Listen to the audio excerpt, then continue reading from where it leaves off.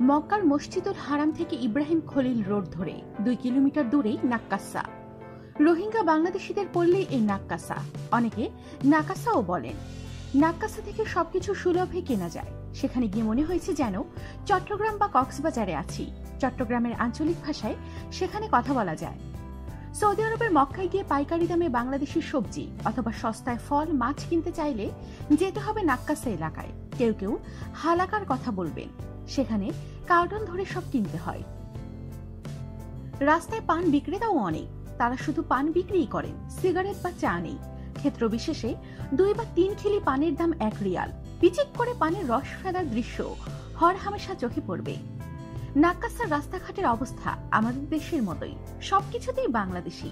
ফুটপাতের দোকান, কাঁচা বাজার, হোটেল, সবকিছুই। কাঁচা বাজারে আলু, বেগুন, লতি, ধনেপাতা, ঝিঙে, কাঁচামরিচ, ফুলকপি, মিষ্টি কুমড়া, লাউ, নানা ধরনের শাক, নিত্য প্রয়োজনীয় জিনিসপত্র সবকিছুই পাওয়া যায়। সেগুলো একেবারে দেশি। দোকানদার ক্রেতা সবাই বাংলাদেশি। দেশের মাছ, মাংস, তরকারি সবই পাওয়া যায়। বাজারে বড় মুরগি পাওয়া যায়, কেটে পরিষ্কার করে দেবে। মুরগির প্রতিটি 10 থেকে 12 রিয়াল, কেটে টুকরো করে দেবে ওই টাকায়। মুরগি কাটার জোগাড় দেখে মনে হলো আমাদের দেশে ছাগল গরু কাটতেও এত যন্ত্রপাতি ব্যবহার করা হয় না। নানান দেশের ফলমূল পাবেন এখানে। আমাদের দেশের মৌসুম শেষে তবু তরমুজ ও আম পাবেন। কিউই, আলো বোখারা, সাম্মাম, আপেল, আঙুর, নাশপাতি, কমলা, কলা সহ নানা জাতের ফলও আছে, দামও কম। দেশি মাছ, সামুদ্রিক মাছ সবই পাওয়া যায়। বিকেলে গেলে ছোলা, বুট, মুড়ি, পেঁয়াজু, কাবাব, চপ, নানান কিছু নাস্তা করতে পারবেন।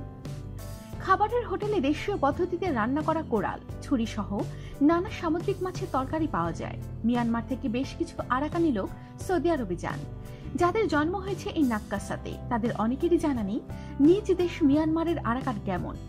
রোহিঙ্গাদের নতুন প্রজন্ম সৌদিদের মতোই অবিকল আরবিতে কথা বলে। ভাষা, পোশাক, চালচলনও তাদের মতোই। বংশ পরম্পরায় বসবাস করে নাক্কাসাতেই তাদের বেড়ে ওঠা, নাক্কাসাতেই তাদের বিয়ে। অনেকেই সৌদি নাগরিকদের কাছে মেয়ে বিয়ে দিয়েছেন। বিবাহিত রোহিঙ্গা নারীদের সন্তানের অনেকেই সৌদি নাগরিকত্ব পেয়েছেন। রোহিঙ্গাদের অনেকেই ব্যবসা বাণিজ্য করে সৌদি আরবে প্রতিষ্ঠিত হয়েছেন। আমাদের সাথেই থাকুন আর অবশ্যই সাবস্ক্রাইব করুন।